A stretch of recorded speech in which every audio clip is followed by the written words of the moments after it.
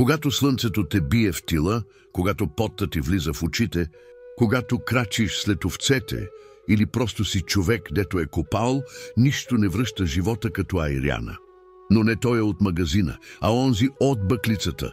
От дядовата сянка прави се с кисело мляко, истинско, овче тежко гъсто, слагаш го в дървен съд. Добавяш вода, хладка от извора. Бъркаш с дървен черпак, да стане гладко, да тръгне. После идва вкусът. Сол, щипка, колкото е минал денят. И ако баба е там, слага вътре наситнен копър, счукан чесън, а понякога и настъргана краставица, но не за лъжица, за пиене. Оставя се на студено. Айрянът се пие студен, но не леден, да освежи, а не да те удари. Пие се бавно, с чаша, от която и другите са пили. И след първата глътка се чува само едно: оф, жив съм.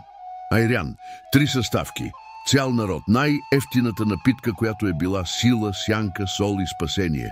Във всяка капка живот, дето не се купува. Само се прави, с любов, с вяра, както са го правили, както ще го правим.